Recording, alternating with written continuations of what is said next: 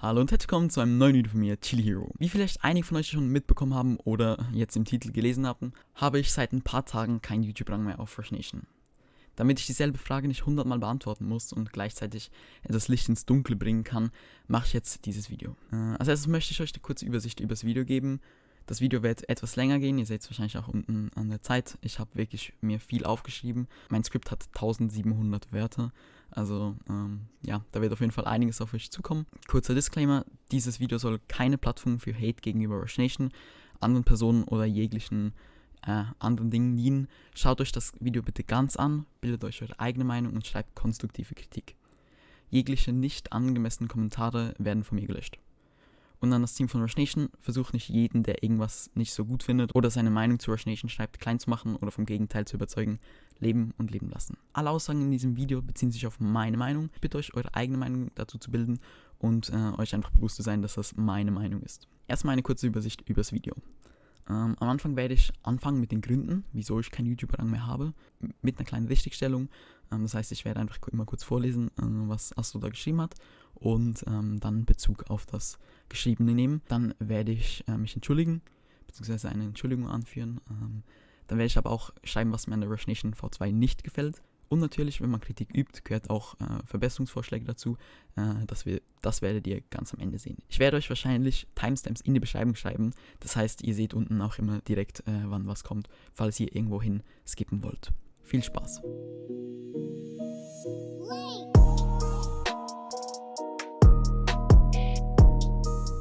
Dann kommen wir jetzt zum Punkt 1. Deshalb habe ich keinen YouTuber mehr. An dieser Stelle zeige ich jetzt einfach kurz den Forumbeitrag. Ich lese einfach alles vor und gehe dann auf die einzelnen Punkte ein. Hey Chili Hero, leider musste ich mit schlechten Nachrichten begrüßen. Der Status des YouTuber-Ranges wurde dir aufgrund deines Fehlverhaltens zunächst fristlos entfernt. Aufgrund der negativen Erfahrungen in der Vergangenheit können wir nicht auf einen temporären Ausschluss des YouTuber-Ranges hinarbeiten. Spieler des Netzwerkes machen uns auf deinen letzten Stream aufmerksam. Nach eingehender Überprüfung haben wir diesen Beschluss gemeinsam mit der gesamten Leitung getroffen.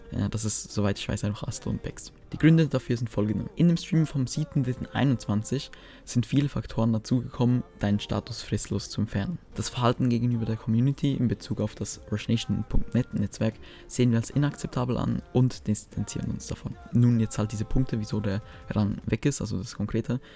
Punkt 1. Verbreitung einiger Unwahrheiten in Bezug auf das Bann von Teaming. Vorwurf: wir bannen nicht für das Teaming. Ich habe nachgeguckt und das habe ich in diesem Stream tatsächlich gesagt.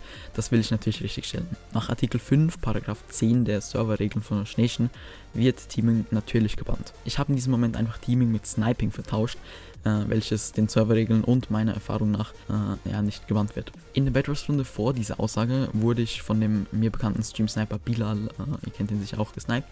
Und war halt dort in Rage wegen genau dieser Situation. Und eben dem Fakt, dass Rush Nation sowas nicht bestraft, wo es sogar ein Riesenserver wie zum Beispiel Hive auch schafft. Der zweite Punkt wäre dann in diesem Fall Schlechtreden des Netzwerkes in vielen Hinsichten. Vorwurf: Blöcke buggen nur weg, wir wären das einzige Server mit Block-Placing-Problem. Und diese Aussage ist natürlich auch nicht korrekt. Die Blöcke auf Rush Nation buggen so gut wie nie weg. Und die zweite Aussage macht, selbst wenn Rush Nation tatsächlich Block-Placing-Probleme hätte, gar keinen Sinn, da es ja offensichtlich ist, dass es auch noch andere Server geben würde, die Block-Placing-Probleme haben. Es gab in letzter Zeit zwar einige Situationen bei mir und bei mir bekannten Personen, bei denen Blöcke weggebuggt sind oder halt einfach nicht mehr geplaced wurden, jedoch denke ich eher, dass dies den Umständen zuzuschreiben ist, da halt besonders beim Release ein riesengroßer Ansturm herrschte und der Server währenddessen auch immer wieder gedost wurde, soweit ich das auf jeden Fall weiß. Und Rush Nation ja schon im alten BW als, soweit ich weiß, erster nicht gepartnerter Server gezeigt hat, dass Rush Nation einwandfreies Jump Bridgen supporten kann. Der dritte Punkt: das Netzwerk wurde in vielen Betrachtungsweisen ins Lächerliche gezogen. Ja, zu der kann ich halt nicht wirklich viel sagen, die Aussage ist leider etwas ungenau. Jedoch kann ich auf jeden Fall versichern, dass ich wirklich nie böse Absichten hatte. Ich verdanke Rush Nation halt echt vieles, sei es auf YouTube, sei es von Erinnerungen und Erfahrungen, die ich machen durfte, und bin halt nur mit diesem Update unzufrieden. Und der vierte Punkt: die Behauptung, einen Modus kopiert bzw. geklaut zu haben. Die Beweise dagegen haben wir dir bereits zur Verfügung gestellt. Ich habe, soweit ich weiß, diese Aussage mal in den Raum geworfen, aber jedoch nie als Fakt behauptet oder hingestellt, und als ich dann die Proofs bekommen habe, habe ich das natürlich auch sofort zurückgezogen und mich dafür entschuldigt. Zudem würde die ganze Aussage nicht wirklich Sinn machen, weil eben der Clutch ist ja nicht von Ryze zum Beispiel jetzt erfunden worden, sondern das gibt es auch ewig lange schon auf anderen Servern, zum Beispiel Anti-AC. Das ist aber auch schon ein bisschen länger her und hat meiner Meinung nach nichts mit diesem Stream zu tun. Wir als Netzwerk zeigen uns gegenüber deines Verhaltens im Stream schockiert und beenden daher die Partnerschaft mit dir. Da wir bereits in der Vergangenheit darauf hingewiesen haben, auf das Verhalten gegenüber dem Netzwerk zu achten, ziehen wir nun diesen Entschluss. Soweit zu der Nachricht, mit der ich erfahren habe, dass mein YouTube-Rang weg ist. So, dann kommen wir jetzt zum nächsten Punkt, meine Entschuldigung. Ja, als allererstes, ich bin mir bewusst, dass mein Verhalten in dem Stream wirklich inakzeptabel war. Und ich fühle mich nicht wirklich wohl, diese Aussagen einfach so im Raum stehen zu lassen.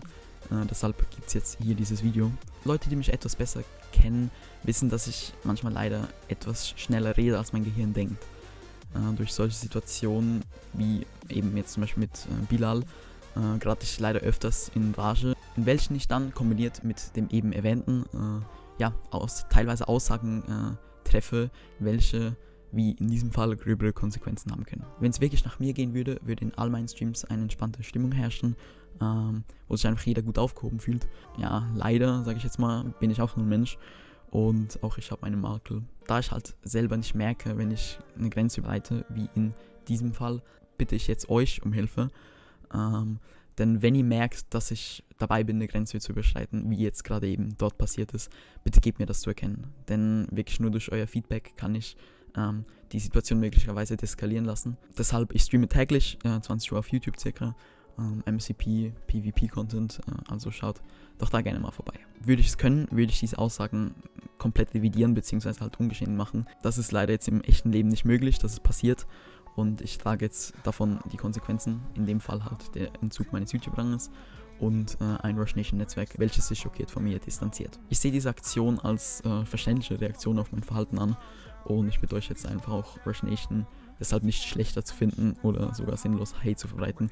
Also liebes Rush Nation Team, liebes Rush Nation Netzwerk an sich, es tut mir leid. Ich habe Sachen behauptet, die nicht stimmen und ich habe bei vielen Aussagen sehr übertrieben und das gehört sich nicht. Das war respektlos der Arbeit gegenüber, die geleistet wurde und die geleistet wird. Deshalb ein großes Entschuldigung von meiner Seite aus. Bevor ich jetzt aber zu der Kritik an dem Rush Nation 2.0 Release kommen will, möchte ich noch kurz auf eine Aussage Stellung nehmen, welche mir letztens unterstellt wurde. Ich hatte mit Lara, also einer Bilderin von Rush Nation, letztens auf dem Riser Discord eine spannende Auseinandersetzung gehabt. Wichtig hierbei ist aber zu erwähnen, dass Rush Nation sich ausdrücklich von ihren Aussagen distanziert, also diese Aussage ist in keiner Weise mit Rush Nation verbunden. Das war auch so wichtig, dass ihr das wisst. Und zwar meinte sie an einem Punkt, dass ich die ganzen Sachen ja nur sage, weil ich Riser promoten will. Also dass ich Rush Nation schlecht rede, sage ich jetzt mal, weil ich halt Riser damit promoten möchte.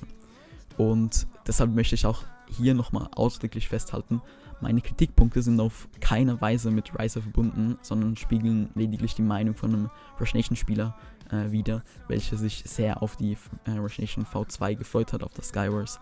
Und ja, ein bisschen enttäuscht wurde. Und ich möchte auf jeden Fall nicht, dass meine Meinung nur auf die Promotion eines weiteren Netzwerkes reduziert wird. So, kommen wir nun zu meinen Kritikpunkten. Ihr wisst sicher, dass ich das Update ja schon mal vor 3 Monaten testen durfte und sogar dazu ein Video hochgeladen habe. Nach dem Performance-Test wurde ich dann angefragt, ob ich meine Verbesserungspunkte und Bugs niederschreiben kann und dem Team weitergeben kann, damit diese vor Release behoben werden können. Hier ein Screen der Liste, welche ich dann an Bex gesendet habe. Und er meinte darauf, kein Problem, das wird natürlich alles behoben. Dann bin ich halt, wie gesagt, beim Release gejoint und habe angefangen, Skywars zu spielen und musste halt einfach feststellen, dass kein einziger Bug bzw. Verbesserungsvorschlag von mir behoben oder umgesetzt wurde. Die Pots waren immer noch verbuggt beim Release, die Blumen droppen immer noch, beziehungsweise das Gras halt mit den Samen. An den Blocksorten wurden nicht herumgeschraubt und sogar der Essensbug, welcher extrem nervig ist, ja, der existiert einfach auch immer noch. Es wurde zwar nicht auf meine Verbesserungsvorschläge eingegangen, was ja noch voll okay ist, weil es sind halt Verbesserungsvorschläge, aber sogar meine Bug-Reports wurden ignoriert. Besonders dieser Essensbug regt mich mega auf und das war halt so ein großer Punkt, welcher mich halt sehr gestört hat. Der zweite Punkt, welcher mir aufgefallen ist einfach, dass das Ganze ausgesehen hat, als wäre es einfach nicht getestet worden, beziehungsweise halt unzureichend getestet worden. Es kommt teilweise so rüber, als wären Sachen gecodet worden und dann einfach direkt released worden, ohne einmal getestet zu werden. Beispielsweise diesen Hungerbug, den hätte man, wenn man eine Runde Skywars gespielt hätte, hätte man den direkt rausgefunden. Und dann frage ich mich halt, wieso dann released wird ohne diesen Bug, welcher sicher schon bekannt war, weil ihr habt ja sicher Skywars getestet, oder Skywars gespielt, was anderes kann ich mir ja nicht vorstellen, genau, wieso der überhaupt noch existiert. Ich kann mich zum Beispiel auch daran erinnern, dass es am Anfang sogar einen World Bug gab, mit welchem man sich, während man im Spiel war, einfach in die Wartelobby tippen konnte, also zwischen den Welten rumswitchen konnte. Also einfach ein Permission Bug bei dem Release von Rush Nation. Ja, es gab in MLG Rush Maps, wo die einfach keine Betten hatten in Ranked. Also da gab es einfach kein Bett in den Maps, was ich auch irgendwie nicht so ganz verstehe. Das Casino ist ultra verbuggt, also es closed einfach manchmal und dann hat man halt einfach sein Geld verloren. Die Rakete, welche man bekommt, wenn man sowas für 10 Euro kauft, ist auch super buggy, besonders beim Perspektivenwechsel. Im Hintergrund seht ihr da gerade einen Clip davon. Und als letztes ist mir dann noch das mit dem Spawn der Endermilben aufgefallen, welchen dann in Bilderverfahren beim Werfen der Pearl spawnen. Ich weiß nicht, ob das jetzt ein Feature ist oder ein Bug. Ja, aber das ist mir halt dann auch aufgefallen. Und dem Team von Rush Nation sicher auch. Das dritte wären dann die Ranganpassungen. Das betrifft zwar jetzt nicht mich, weil ich habe nicht den Ultra-Rang, sondern nur den Astro-Rang, glaube ich, also diesen Astronaut-Rang. Und ich habe halt mitbekommen, dass verschiedene Sachen aktualisiert wurden. Als Beispiel nenne ich hier, dass man neuerdings mit dem Ultra-Rang, welchen man mit 85 Euro kostet, also 85 Euro, nicht wie vorher bei dem, sage ich jetzt mal in Anführungszeichen, alten Rush Nation Join Me's erstellen konnte, sondern halt jetzt nur noch einmal alle Stunde eins erstellen kann. Also einmal eins pro Stunde. Wo man vorher halt das einfach normal jede Runde ein Join Me machen konnte. Ich stand mal kurz davor, mir diesen Rang zu kaufen, halt wirklich nur wegen den Join Me's, als ich da das erste Mal meinen YouTuber-Rang verloren hatte.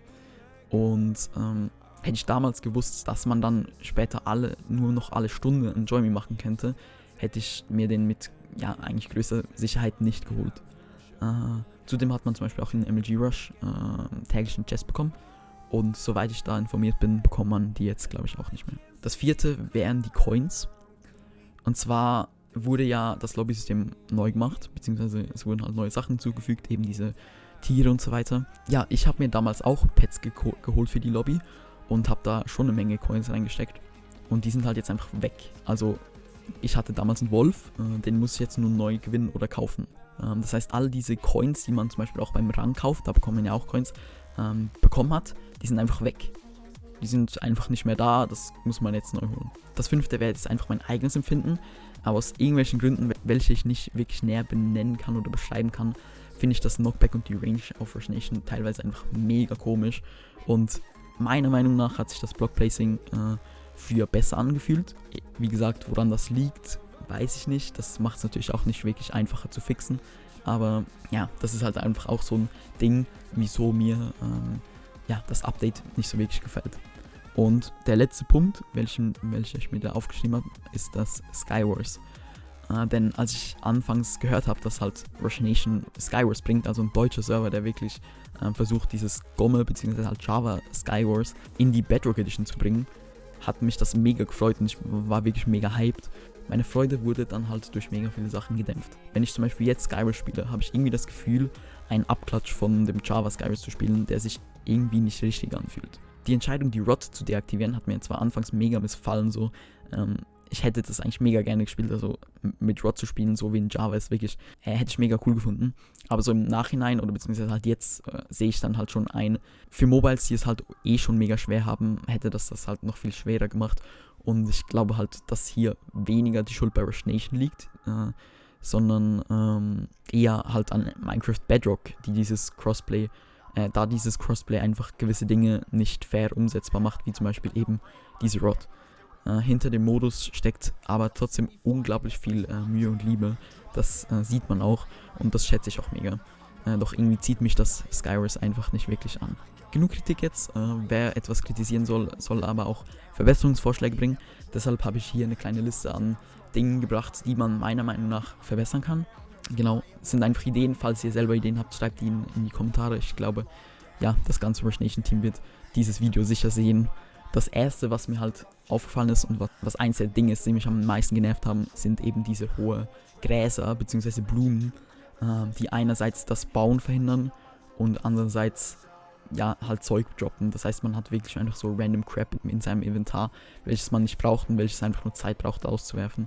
Dass man da einfach die Anzahl von diesen Dingern ein bisschen verringert oder beziehungsweise viel geringert und dass die einfach, wenn man die abbaut, nichts mehr droppen. Mein zweiter Punkt wäre dann, dass es einfach im Allgemeinen weniger Items in den Chests gibt. Das heißt beispielsweise bei den Blöcken nur Holz und Stein oder vielleicht noch Bricks, aber halt zum Beispiel keine Erde jetzt dazu, die man halt dann wirklich gar nicht braucht, sondern einfach das Inventar zum Überquellen bringt und halt einfach im Allgemeinen weniger Equip, dass man da wirklich ein bisschen mehr gezielt looten kann und das Ganze auch ein bisschen schneller geht und man sich nicht erstmal das Inventar zumüllt mit Zeug, damit man nachher alles wieder rausshoppen kann. Bei den Kits fände ich es natürlich cool, wenn sie ein bisschen billiger wären und vor allem halt nicht verbesserbar. Weil dieses ganze System vom Verbessern ist irgendwie mega unüberlegt, meiner Meinung nach. Denn zum Beispiel ein Sweat, der das Game schon super oft spielt und gut darin ist, wird durch eben genau dieses Upgraden von Kits nur noch stärker und besser. Was meiner Meinung nach das Game einfach nicht wirklich fairer macht. Besonders jetzt, stell dir vor, du bist ein Anfänger und spielst Skywars. Und dann spielst du gegen jemanden, der das Skywars schon seit einem halben Jahr spielt und alles seine Sachen auf dem Max hat. Dann hast du ja als schon Anfänger, sage ich jetzt mal, noch viel weniger Chancen. Das vierte habe ich vorher schon angesprochen, das wäre der Join Me Cooldown. Als Motivation hinter diesem Cooldown könnte ich vielleicht verstehen, dass man irgendwie den Chat nicht so zumüllen will oder so. Ja, ich finde es nicht gut, ich persönlich mag das auch nicht, ich denke, da wird mir jeder Ultraspieler zustimmen. Schlussendlich liegt das an Rush Nation selber. Meiner Meinung nach sollte das Cooldown mindestens auf irgendwie alle 5 bis 10 Minuten runtergesetzt werden, falls dieser Cooldown wirklich nötig ist. Der fünfte Punkt, welcher mir auch in den Streams teilweise sehr negativ aufgefallen ist, dass man gezwungen wird, einen Rush Nation Cape zu sehen. Ich meine, ich finde das Cape schön. Das Cape, da hat sich sicher jemand sehr, sehr viel Mühe gegeben. Jedoch möchte ich, wenn ich mit einem 16x Cape joine, auch mein eigenes 16x Cape haben. Beispielsweise, wenn man jetzt ein HD Cape hat, also in Anführungszeichen HD oder halt allgemein Cosmetics, dann sind die einfach, dann sieht man die. Aber nur diese normalen 16x Capes werden halt durch dieses Rush Nation Cape ersetzt. Klar gibt es sicher andere Möglichkeiten, wie beispielsweise, wenn man das jetzt in den Settings aktivieren könnte oder so. Ja, das nervt mich einfach ein bisschen, dass ich da mein eigenes Cape nicht sehen kann. Der sechste Punkt wäre, ist vielleicht jetzt ein bisschen viel verlangt, aber halt, dass man einfach diese ganzen Private Server, das ganze System komplett überarbeitet. Ich weiß, Rush Nation hat Contents, die sich das alles überlegen können, aber ich sag jetzt an dieser Stelle einfach nur mal so, zum Beispiel /invite, /op, /private server open oder sowas. Da gibt es auf jeden Fall vieles, was man machen kann, was dieses ganze System von Private Servern ein bisschen interessanter gestalten würde. Oder maybe auch zum Beispiel, dass einfach Low-Rankler, sage ich jetzt mal einfach, Leute, die vielleicht keinen Rang haben oder vielleicht nur einen tiefen Rang, dass sie dann vielleicht das einmal oder zweimal pro Tag machen können, dass das auch wirklich genutzt wird. Das wäre zum Beispiel auch was. Die 8 kommt zu dem Punkt dazu, wieso ich nicht so Fan von Skywars bin, denn TNT-Jumps sind einfach nicht möglich. Irgendwo habe ich mal aufgeschnappt, dass es dann doch wieder möglich sein sollte. Dann habe ich es getestet und ihr seht hier im Hintergrund, es hat halt nicht funktioniert. Und ich bin der Meinung, dass man das sicher einstellen könnte und dass das sicher ein cooles Ding wäre, wenn man das halt in Skywars machen könnte, weil das würde auch nochmal ein bisschen mehr, sage ich jetzt, Pfiff in die Runden bringen. Der 9. Punkt wäre dann, was eher Selbstverständliches, finde ich, dass man halt über CLI und über das GUI möglich macht, Freunde und Clan-Sachen zu bearbeiten. Das heißt, für alle, die sich jetzt damit vielleicht nicht so ganz auskennen, dass man einerseits über die Commands, also zum Beispiel mit /clan, invite, Spielername, jemanden adden kann, aber auch über jetzt zum Beispiel das Menü vom GUI. Und das gleiche gilt natürlich für Freunde, dass man zum Beispiel /fadd Name machen kann und dann dieser auch geaddet wird. Dazu kommt dann halt einfach noch, dass beispielsweise, wenn jetzt der Spieler nicht online ist, dass du den trotzdem anfragen kannst und dass der halt, sobald er online kommt, was weiß ich, 50 Sekunden oder eine Minute Zeit hat, um das anzunehmen oder halt nicht, damit ihr nicht wirklich gleichzeitig online sein müsst, damit diese Sachen angenommen werden können. Ein 10. ist ein bisschen kleineres, gehört auch zum Clan, dass man Clan-Kürzel änderbar machen kann. Das habe ich bisher nicht gesehen. Und halt einfach diesen ganzen Settings-Reiter im Clan, dass man dort auswählen kann, ob es public ist, welche Descriptions hat und so weiter, dass das ein bisschen besser gehandelt wird. Ich bin, wie gesagt, kein Content auf Rush Nation, das muss Rush Nation selber bestimmen, wie das besser gehen würde, aber an sich finde ich das noch nicht gut, so wie es ist. Und der letzte Punkt, auch was jetzt meine persönliche Meinung ist, da kann ich auch nichts dran rütteln, aber vielleicht ein bisschen als Denkanstoß, ist der Preis der Name-Tags, beziehungsweise halt dieses Dinges unter dem Namen, wo man immer ich blende euch mal ein Bild ein, halt so ein Pfeil sieht und dann dahinter halt diesen Status, den man hat. Dieses Ding kostet momentan im Rush Nation Shop, ich weiß gar nicht, 9 Euro, aber halt eigentlich 12. Und 12 Euro für so etwas zu verlangen, ist meiner Meinung nach, ich sage jetzt eine Unverschämtheit. Wie gesagt, das liegt natürlich im Ermessen von Rush Nation, wie teuer das sein muss. Aber 12 Euro für etwas wie das, finde ich, ist einfach nicht angemessen und grenzt meiner Meinung nach schon an Abzocke. Genau, aber natürlich ist jedem selber überlassen, ob er jetzt das kaufen möchte oder nicht. Das ist natürlich so. Aber 12 Euro sind halt einfach, finde ich, zu viel. Ich hoffe, ihr konntet mit diesem Video was anfangen. Ich würde mich freuen, wenn ich ein paar Meinungen und Kommentare zu dem Video und allgemein vielleicht auch zu Rush Nation in den Kommentaren sehe. Bleibt bitte sachlich, äußert konstruktive Kritik, zweifelt nicht die Meinung anderer an. Und es werden von meiner Seite aus, solange halt wirklich noch nicht viele Sachen behoben sind, sage ich jetzt mal, oder verbessert worden sind, nicht wirklich, sage ich jetzt mal, Streams auf jeden Fall auf Rush Nation kommen. Videos maybe halt Bed Wars ist sicher was Cooles. Das hat nichts mit mögen oder nicht mögen zu tun von dem Server. Ich bin gut mit Astro, ich bin gut mit Bex, soweit ich weiß. Und das beruht, glaube ich, auch auf Gegenseitigkeit. Also wir haben kein Problem privat miteinander. Das war einfach wirklich jetzt dieser Stream, der da das fast zum Überlaufen gebracht hat. Deshalb auch nochmal Entschuldigung, Astro und Entschuldigung Bex. Ja, hat einfach damit zu tun, dass ich momentan die Umsetzung des Servers nicht so gut finde. Oder beziehungsweise halt eben dieses Update. Ich hoffe, ihr könnt sie akzeptieren, falls ich irgendwas Falsches gesagt habe oder ich irgendwo falsch ausgedrückt habe, werdet ihr auf jeden Fall noch eine Verbesserung entweder in der Videobeschreibung oder in den angepinnten Kommentaren sehen. Ich hoffe, mein Video hat einige Fragen geklärt und sollten doch noch einige Fragen da sein, könnt ihr mich gerne auf Discord anschreiben. Der Link dazu ist unten in der Videobeschreibung oder in die Kommentare fragen. Ich bedanke mich fürs Zusehen, bleibt sachlich und bis zum nächsten Video. Bye.